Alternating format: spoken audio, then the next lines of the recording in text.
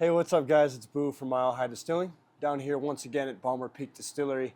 They actually make 3 incredible rums down here. So last week we were down here and tried to make our own, second time for me. And you know, it was good, it was drinkable, it was rum, but we want extraordinary. We don't know the name of mediocre here at Mile High. We make amazing equipment, works of art, and we need to translate that into our spirit. So we're going to be trying to clean this rum up today, and it's going to be a great learning experience because we're also going to show you how to post flavor. What we have here is a Mighty Mini Pro. This is the smallest of the Pro series we make, and this Pro has an infusion basket in the middle. This is going to allow us to put all kinds of botanicals and spices in here and infuse the flavor out. And since we already have the flavor from our rum, now we can just focus on getting that flavor from our botanicals out. Aside from that, it's also going to be a great learning experience to teach you more about these infusion baskets if you have a Pro model. We might run into a few things. We might see some flooding in that basket. So, we'll be correcting that if we see that and showing you how to do that yourself. Furthermore, it's also important to, when you're infusing, to use correct amounts of botanicals.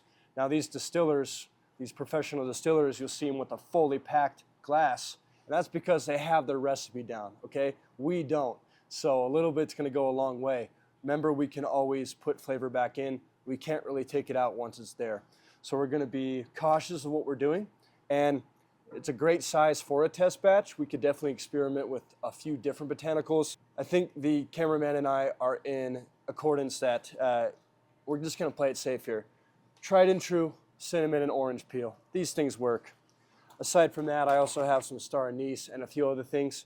And we could potentially be bringing that in at a later point, but I think we really want to redeem ourselves with this rum and make it extraordinary. I think we're just going to stick with what we know works. What I have already is going to be water to my element line already in my boiler, and then I'm just going to be dumping these feints and actually all of our rum that we did last week in here, and then we'll redistill it. So let's go ahead and dump in all of our spirit. You can see we made a nice golden rum. We were experimenting with that. And then the rest is all silver or white rum. So we are going to start filling our botanicals inside of our Pro. Notice I did take out our reflux chamber. This strips flavor and I want flavor. So we take this out. There is a screened gasket that's going to go below this sight glass included with the unit. That's going to help everything you put in here stay there. Now this was a demo unit that was sitting right outside our front door, and I grabbed it for this video without even thinking if it had all the components available. So we didn't have our screen gasket when we first got here. What we did is took a little bit of our copper packing that we've already stuffed into our tower. We cut it into a square size screen, just a little bit bigger than the diameter of this. We put a gasket still underneath it so that this could actually seal. But basically, this is going to act as a net above our gasket, and everything seems to be working fine. We only have 1 cinnamon stick in there right now. We're going to add a little bit more weight, and it should hold, though. Now remember that with cinnamon, a little bit goes a long way. So we're going to start small. Remember, we can always put that flavor back in. Can't really take it out once it's there. Another thing we're doing is breaking our cinnamon sticks in 2. This is just going to get you better surface area, gives you more of that flavor all throughout. The finer your material that goes in here is, the more flavor you'll get from that certain botanical. So let's go ahead and put the rest of our cinnamon sticks in. And then I think we're going to fill about half full of our chamber with these. So this is all an experimental batch, guys, all right? We are going to see just how well this works. And once we've finished with our botanicals, our head's going to go on. Now this is a 3-gallon boiler, and if you've seen the past videos we've done here, you know Austin has a really good controller. 220 volt, 5500 watt. So I'm going to put a timer up on the video screen here, and we're going to time just how fast this boiler, 3-gallon boiler, heats up with this controller. That happened fast. That was 10 minutes, 13 seconds. In fact, probably a little bit under 10 minutes because it was steaming for a little bit before I turned my controller down to make it not steam. So welcome to the run, guys. So our first glass is filling up, and remember with this rum we did make cuts when we did the initial rum process. The only thing is we threw everything we did, all the cuts, back in this boiler. So we're gonna have to make them again. Something small, not really that big of a deal, but this is gonna be our 4 shots. I will say, in the taste test I did already, my 4 shots, just to see that initial flavor and what this glass is doing, I'm really liking things. We've got a good balance going on so far between our cinnamon and our orange. It's got a little bit of sweetness. This is cassia cinnamon we're using. This is a species of cinnamon that's primarily grown in Asia, usually in China. This is more of a spicy cinnamon. There's 3 different types. There's more of like a floral, sweet cinnamon. We're using one that has a little more spice to it. So we'll see if that comes over a little bit more. So far our chamber doesn't seem to be over flooding. It shouldn't this early in the run anyways. So we're doing good there, and we're just gonna continue to pull our 4 shots. How much, because this is such a small unit, is probably gonna be, well, we could be safe and get about 500 milliliters out. That'd be our 4 shots plus into our heads, which we're not looking to collect anyway. We will see. We'll keep playing with our flavors and seeing what's happened. When this fills about maybe 300 milliliters full, we'll do another taste test and see what we want to do from there. Moment of truth, fellas. Let's see what we've got going on.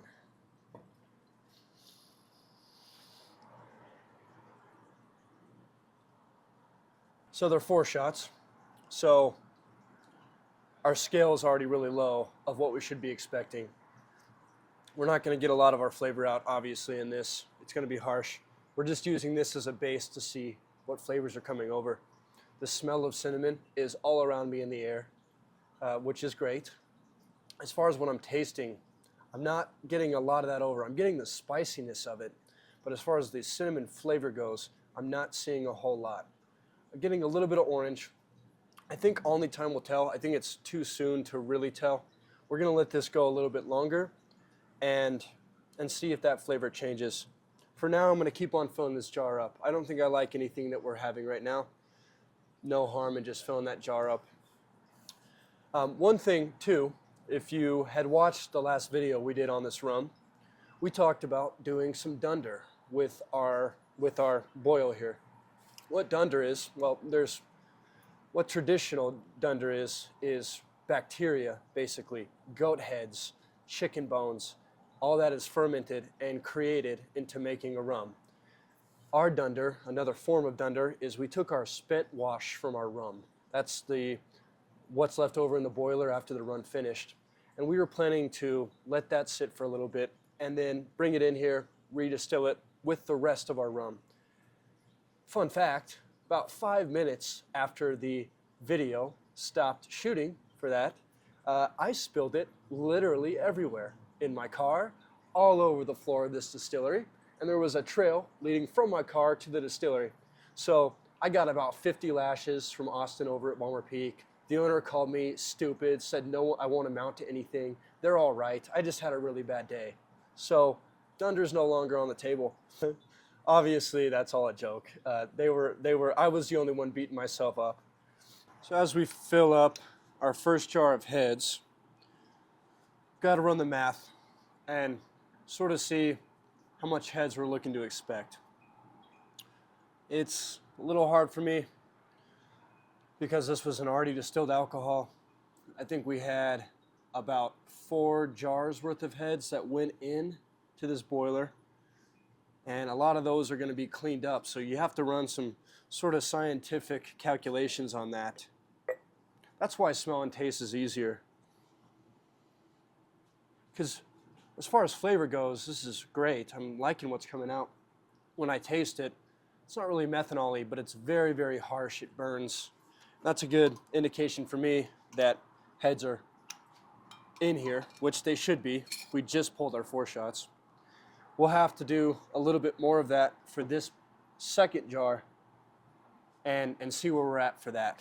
So far, I'm a little bit worried that we didn't put enough of those botanicals in. We can stop the run at some point and fill this chamber up more, And we can also infuse directly through this jar. We can put cinnamon sticks and orange peel in a bag in a jar like this and try to get more of that out. But I think it's still too soon to tell. We're in our heads. Things aren't there all the way. Okay, guys, and we have prematurely taken off this jar because our flavor changed.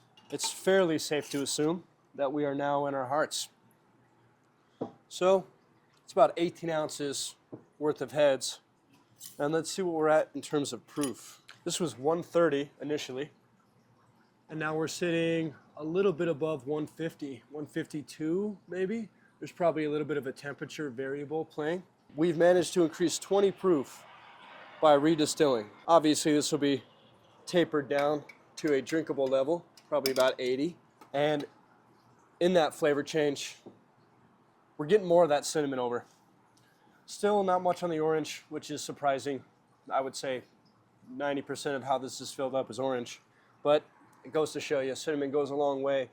Orange is a little bit harder to bring over, so gives you a good idea of the recipe when you're playing with a chamber. So as our first jar of hearts is collected and we run into our second, that flavor is coming through a lot more. We're getting that spiciness from the cinnamon. Orange, not really noticeable. We're gonna have to figure out a solution for that probably. One thing that I really expected to run into, and I'm glad we're not, is our chamber isn't filling up. What can happen is this chamber gets too full, or maybe you're running too fast, and this chamber will start to flood. When that happens, it's just a matter of dialing things back and decreasing the amount of water going into your still and your heat going into your still and pushing vapors up. And in turn, this will start to limit itself. Some infusion chambers will have valves sitting on the bottom of them that will allow you to basically dump all that excess liquid that you're seeing in there. And that can be a really nice additive to your spirit. You can take that oil, and protein, everything in this chamber, and get it out as an extract and actually fill your jars with that. Downslope Distilling is a wonderful distillery here in Inglewood, Colorado. That's what they do for their gin. That's why their gin's kind of a unique tint to it. They're taking the oils from when they do their gin run and infusing with that. So it's not always a bad thing.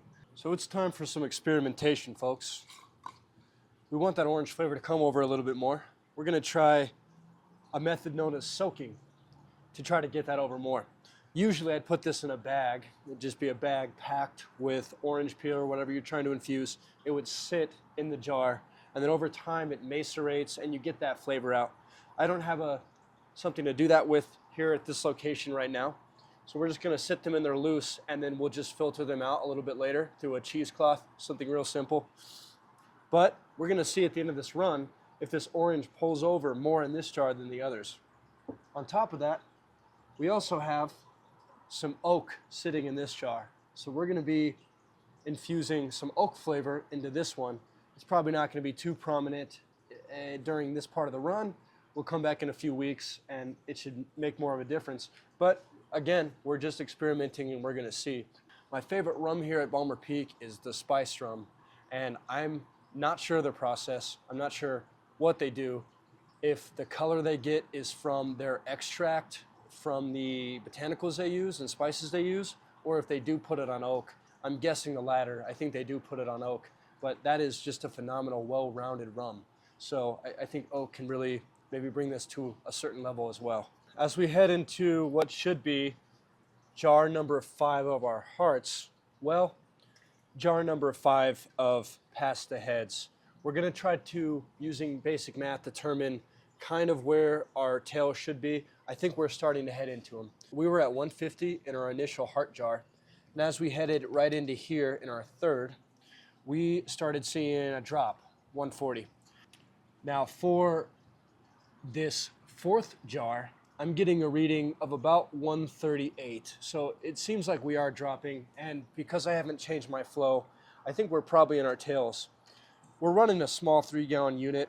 I wasn't expecting a lot of yield to begin with.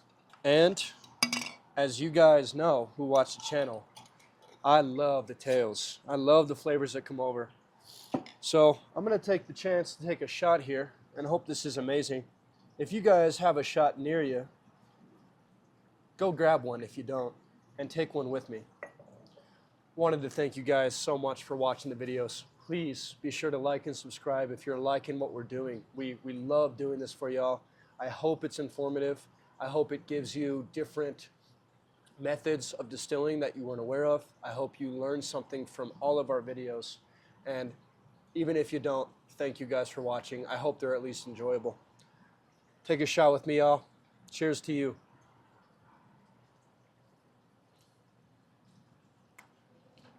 And that's exactly why I love the tails. That is what I wanted. We've got a good mix of cinnamon and sweet from the sweet orange peel. I'm loving it so far. Tiny bit of spice, sweet. I'm happy with it. What we'll do from here is I'm gonna continue to experiment.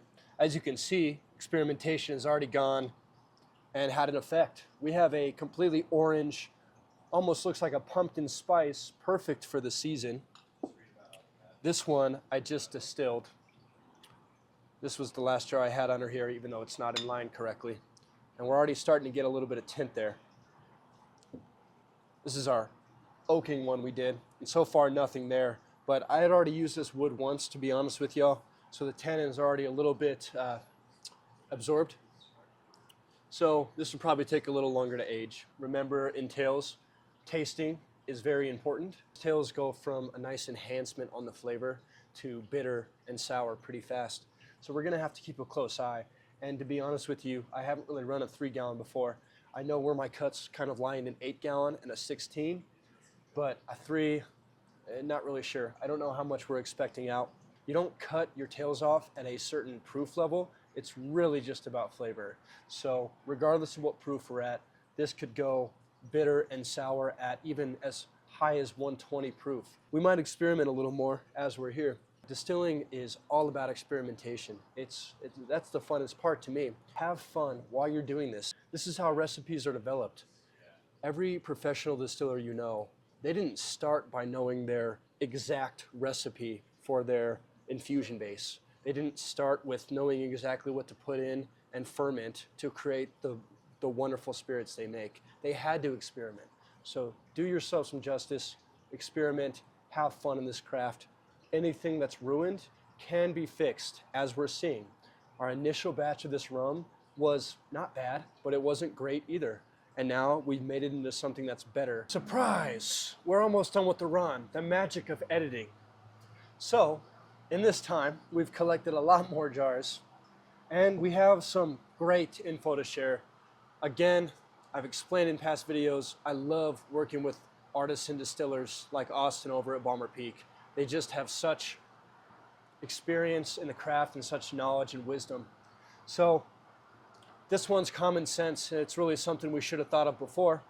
But Austin shared, when you're trying to infuse those flavors, and we're doing the method we're doing now, stripping runs, and then coming back for a spirit run, which we're doing now, you really don't want your heads in there. Those heads are going to take away from a lot of the essence and flavor of these botanicals, and it's all being pitched. So you really want to try to make your head cut and not include it in the spirit run. You really just want your hearts and your tails in the spirit run when you're trying to infuse that flavor. We have a few jars that are our heads that have that flavor intact that could have been put into our hearts and our tails. As we were talking about earlier on in this video, there's always ways to remedy the situation. And this is what we've decided with our infusion methods, okay? We didn't like that flavor coming over. We didn't get a lot, and that's because a lot of it went into our heads. So we remedied by infusing and putting our flavoring right into our jar. So that's one way to remedy. Another thing we could do is just recharge this basket. We could shut the still off, cold crash it, let it get down cool so we're not losing any vapor, and then repack this column with fresh botanicals. If we had discovered this a little earlier on in the run, maybe halfway through our hearts, that's something we would have done. I think we've already reached our jars that we're going to be able to consume and have it be palatable. And really, this is just the feints, the end of our tails that we're going to collect anyway. So it's still good alcohol, and we can rerun it at some point in the future. But lesson learned, hindsight's 2020. We'll come back And remember this next time we do an infusion, because this won't be the last. Let's go ahead and take a taste test just to make sure I'm not blowing smoke on what we've got. The flavor is still there, and this could potentially be a topper, a blender for some of our spirits, but it's dulled and there's definitely a bitterness to it. It leaves kind of a bad taste in your mouth, and I think it's pretty safe to assume we've collected all we really can. We'll do a tiny bit of a taste test for each. Maybe they need a little something, and maybe this will provide our solution. Maybe this will give it a little extra bounce of that character. Okay. We're definitely starting to create that spent wash. We'll still continue to collect, and probably to around 40 proof, 20 proof. We still have some flavor in there, and that flavor is good for a future batch. Another thing we can look at doing is we have the cinnamon flavor in this jar. When we rerun it a second time, there's a potential we could lose a lot of that flavor from this jar. So, because this is still good alcohol and it's lower in proof than some of our hearts, we have to dilute these jars of hearts anyway, right? We got to bring it down to 150 proof, down to 80. Why don't we use this still good alcohol that has a ton of cinnamon flavor and use it as a topper? We'll get that cinnamon flavor out. It's still going to decrease our proof a little bit because it's a lower strength alcohol, and we're getting all the flavor out. So good idea to use it as a topper as opposed to rerunning it. I would start, if you do go this route, start small, little bits at a time. Remember, you can always bring flavor in, can't really take it out once it's there. I wanted to touch base real quick on the infusion method through these jars you're seeing. Now obviously this is a great way to impart flavor at the cost of your jar getting a little bit of color. This is very orange. You guys might enjoy that. That might be something you're looking for. If you're trying to keep your jar clear but still impart that flavor, I wouldn't recommend using this infusion method. There's no way to prevent that color from coming over. You could filter it out and remove that color, but at the cost of your flavor of dulling. Another thing to touch base on is regarding when you are experimenting with a batch. We were pretty much going by eye. I don't think the correct way to do this is say, oh, for this jar, I put a quarter of a jar worth of orange in here. I don't think that's proper. You really want to go by weight. So when you're experimenting, try different weights. When you find the weight that works, try to keep it, and that'll make you more consistent in your batch size. Okay guys, we're here at the end, and we took a pretty big cut to really taste what we have here. So we have our 4 shots and heads, which we can disregard. They're not important. They're being rerun or pitched anyway. We have our tails, our spent wash, like the end of our tails and spent wash here, and we're gonna disregard those as well. Might be used as toppers, but it's kind of irrelevant right now. We're focused on these 7 spirits that you see in front of you. We're trying to finalize a recipe. We're trying to get things going. And each of these have a different characteristic that we're bringing in to the process. So we have the owner of Mile High Distilling and the cameraman, Noah, sitting behind the camera. We have me, and we have Austin, master distiller and owner of Balmer Peak Distillery. And we've tasted each of these spirits. We have some important notes, and we're gonna see what we got here. Our first jar that we tasted was our very first jar of hearts. This is a white rum, not infused with anything other than what's in the botanical basket right here. As far as ratings go, pretty across the board, but a little below average. What we had was, in terms of notes, it's got a molasses flavor, but it's pretty light on everything else. So I don't think it's anything we should consider formulating into our recipe, but nonetheless, I would say an okay spirit to drink. Number 2 was pretty much across the board. We had some floral and some orange notes. It's a little sweet. This was the flavor that we imparted with the orange in the infusion soaking method. So we have about a quarter of the jar filled with oranges in here. We'll translate that into a certain weight at a future point. But as far as things go, I think it's probably missing some molasses flavor and some characteristics of the rum itself, but it's got some sweetness to it, brings in some sweetness, brings in some floral, citrusy, orange flavors as to be expected. Jar number 3 was treated a little better. It's your same white rum, but we have some infusion spirals in here. Now, we've only been infusing with oak spirals for less than an hour.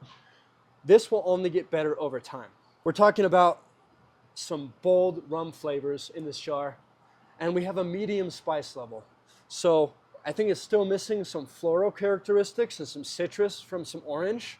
Could be a good note to bring this in later on. And jar number 4 was one of the winners. This got a pretty high rating between us all. This has a strong spice to it. We've got some peppery, but we also have some fruit. So this has done a pretty good job of keeping all the notes we want in our rum in this jar. What we did here for this one is we had our same orange that was in jar number 2. We decreased that amount. It's probably 1/8 of a jar. And then we also added another cinnamon stick into this jar. Jar number 5 was probably our worst out of everything we tasted. This was supposed to be the white rum, and then we just added some cinnamon. So all we did was add some cinnamon, and it by far got the worst rating. That goes to show you a little bit goes a long way. We already had the cinnamon intact. It was just a matter of changing the orange amount and oak amount and different things like that. But adding more cinnamon was not the way to go. Jar number 5, we'll drink it. You know I will, but not really the best. Jar number 6 actually took the lead. This is by far the best jar that all of us encountered. In fact, we got, from a scale of 1 to 10, all of us rated 8. So what this is a little bit of that orange that we saw in this jar. We also have one more cinnamon stick, but I think the oak was really the thing. We added a little bit of oak, and I think that balanced everything all together. So a little bit of each in this jar. Jar number 7 was the same as jar number 1. Noah and I treated it a little bit above average, but Austin, who, remember, makes 3 types of rums and completely knows what he's doing, way better than Noah and I would, rated this a 4. So I don't think this is quite it. I don't think white rum is the way to go. You're really getting the basis of a rum. A rum is nothing extraordinary inherently. I think you can add oak and different spices into a rum to really bring it above the level you want it at, but a white rum, it can be done right. Balmer Peak is true to that. I don't think we reached it with our rum, and that's okay. We can infuse this jar. I'm happy with what we created today, and I'm looking forward to a future video where we may improve this rum. But for now, I hope you enjoyed the video. Thank you guys so much for watching. I mentioned this earlier on, but if you like this video, please like, subscribe. Look at Balmer Peak Distillery. They are a wonderful distillery here in the heart of Lakewood. If you're local, check them out. And thank you guys for watching. Take care until the next video.